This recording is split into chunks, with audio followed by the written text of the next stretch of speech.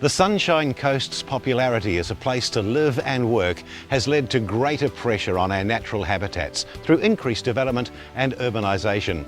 The Sunshine Coast Council's Environment Levy helps address these issues, funding a range of projects and programs that contribute to sustaining a healthy local environment.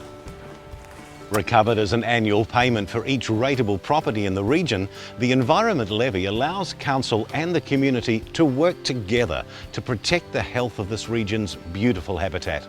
The acquisition of land with high environmental values is a critical component of the Environment Levy program to provide long-term protection of the region's biodiversity and is a key action in the Sunshine Coast Biodiversity Strategy.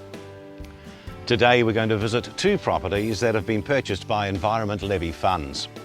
Kirby's Environmental Reserve, situated in Obi, is 213 hectares in size and forms a strategic connection between Mullaney National Park and Condalilla National Park.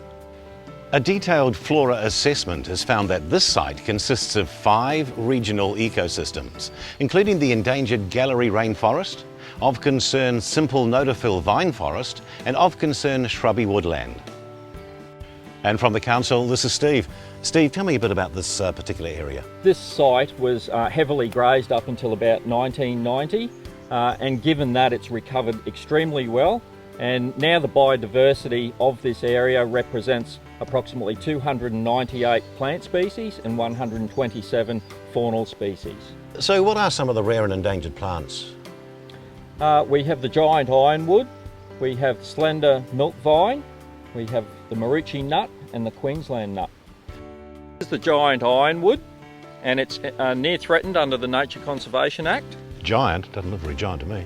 Well, although these juvenile plants are quite small at the moment, they will grow to approximately 70 metres in height eventually. And what about some of the fauna species? Yeah, Steve, we have a resident koala.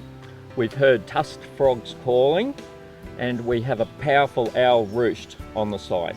So other than some of the fauna species that are around, including fantails and other beautiful birds, what sort of management scheme have you got planned for this region?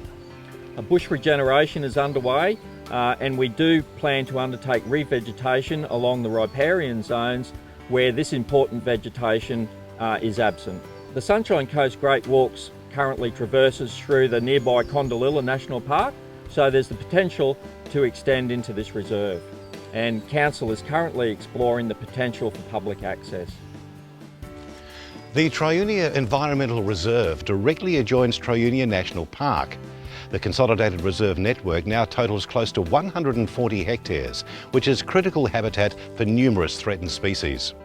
The reserve contains 5 regional ecosystems, including 2 of concern ecosystems, the Eucalyptus grandis tall open forest and the simple notaphyll vine forest.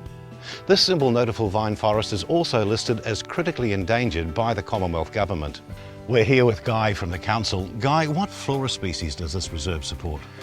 A recent flora survey identified 300 native flora species occurring within the reserve, including many scheduled species which are threatened. Namely, Triunia robusta, which the reserve is named after, occurs here, until recently was thought to be extinct. Fauna species occurring within the reserve that are threatened include the koala and the tusked frog. So Guy, what are you considering in the management planning in this reserve? Primarily, the reserve's been set aside for conservation. The importance of maintaining an ecosystem that supports these threatened species is the main focus.